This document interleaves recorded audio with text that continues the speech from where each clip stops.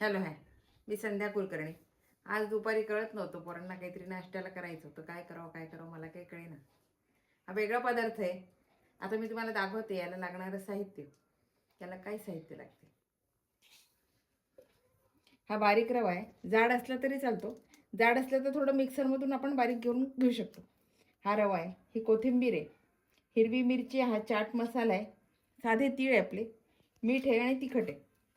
इकडे म्हणजे बटाटा आहे, मी छान किसून घेतला आहे, स्वच्छ पाण्याने 2-3 पाण्याने धुवून घेतला आहे, आणि तेल. याला लागणारं साहित्य एवढेच आहे. आता मी तुम्हाला दाखवते की हे कसं करायचं. चला बरं. आता कढईमध्ये मी तेल टाकते. कढई तापली माझी. थोडं तेल लागते याला, फार तेल लागत नाही. तेल टाकलंय. तेल थोडं गरम झालं नाही.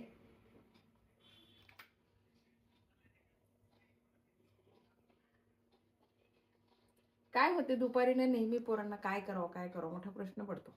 आणि पोरांना ना प्रत्येक वेळेस वेगळं लागते. तेच तेच नको असते. साधे पोहे म्हटले की आज पोहे नाही, उद्या काहीतरी वेगळं पाहिजे, परवा काहीतरी वेगळं पाहिजे. काय करा आईला पण कळत नाही ना प्रत्येक वेळेस काय करायचं. ना ठरवलंय तर वेगळा पदार्थ काहीतरी करायचं. हे बघा, मी आता हिरवी मिरची घातली.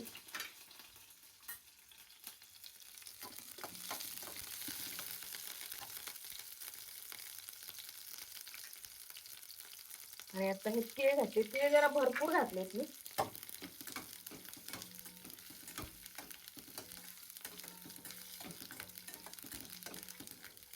हे छान फुटतंय माझे. आणि मी लगेच याच्यात कोथिंबीर घालून दिली.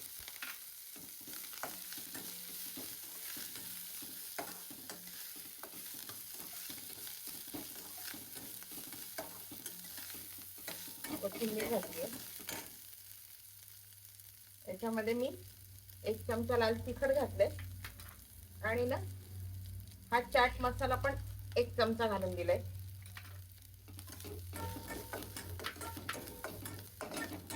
आता याच्यामध्ये मी हा बटाटा घालतीये.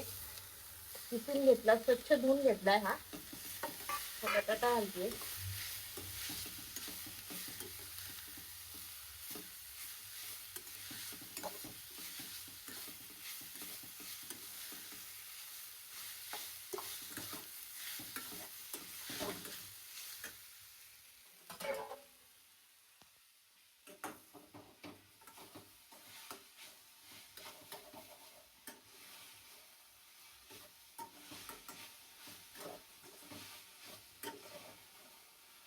हा थोडा ना सॉफ्ट होऊ द्यायचा असा बटाटा.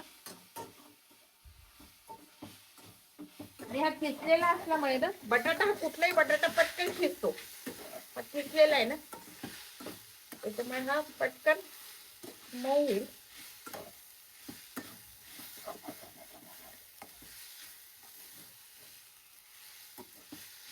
आता बटाटा माझा थोडासा मऊ झालाय. आता ना मी याच्यामध्ये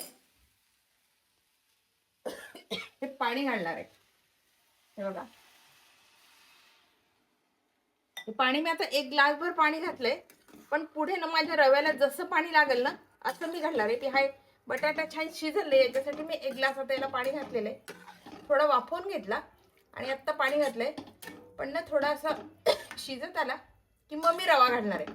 मग रव्याला परत लागेल ना तेवढं मी पाणी घालणार आहे. हे बघा, आता हा बटाटा आहे ना, मी छान शिजवून घेतलेला आहे. थोडं पाणी घातलंय, पाण्यामध्ये छान हा शिजवून घेतलेला हा बटाटा आहे, किसून घेतलेला. आता याच्यामध्ये मी बारीकसा रवा घालते. आणि याला जेवढं लागेल ना तेवढं आता मी पाणी वापरणार आहे. आता हा छान याच्यामध्ये होऊ देणार आहे.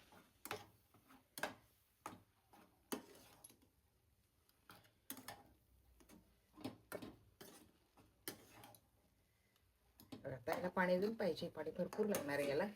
त्याच्यावर मी आता हे पाणी घालते.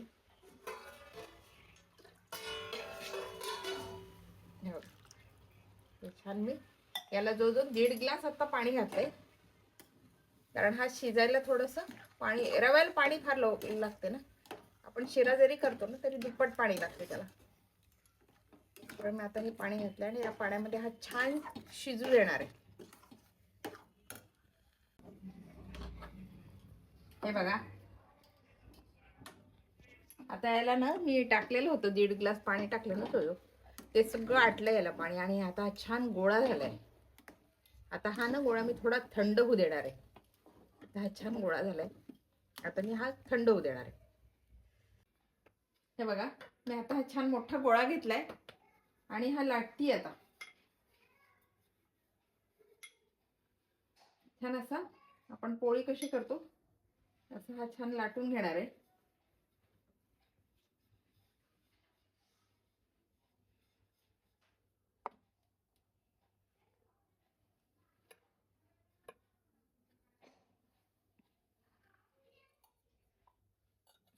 तव्याला थोडस तेल टाकते आणि हा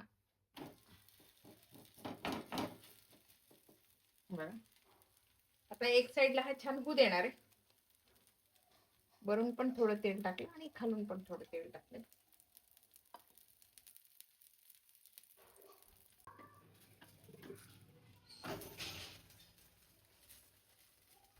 दाखव, हे बघा,